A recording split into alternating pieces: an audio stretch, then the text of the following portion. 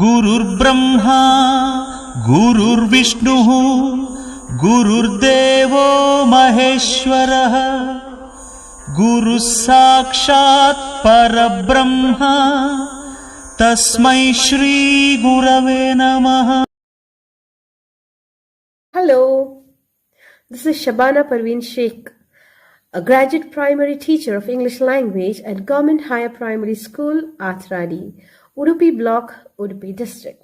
Dear friends, today I am here in front of you to speak about the topic about the interesting events and the significant facts about the life of Dr. Sarvepalli Radhakrishnan, a scholar, philosopher, academician, teacher, a statesman, all rolled into one, in fact, a polymath, one of the greatest thinkers of the 20th century.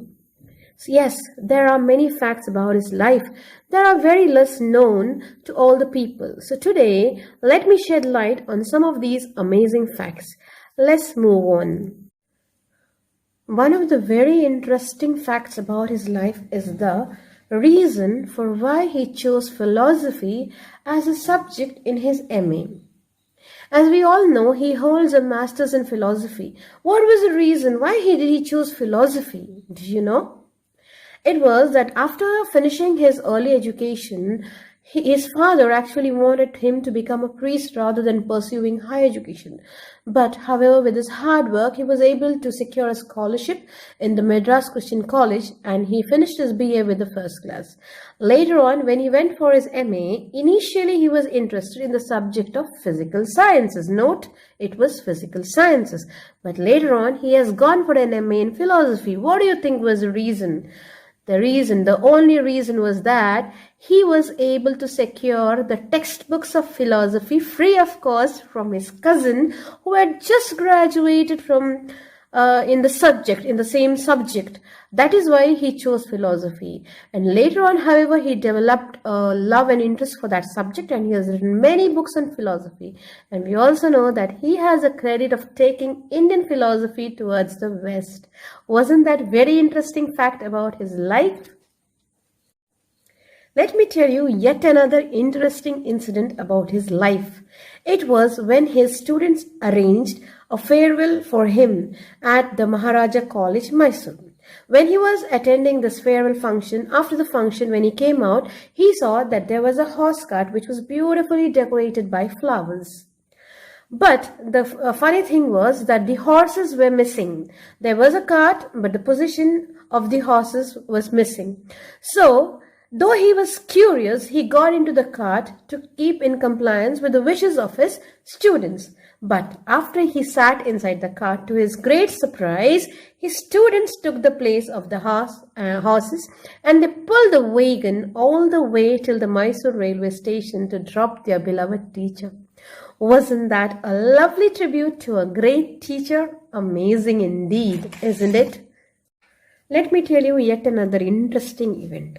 So Radhakrishnan, was the person who laid the foundation for India's relationship with Soviet Union. So he was sent as the ambassador of India to Soviet Union in the years 1949 to 53.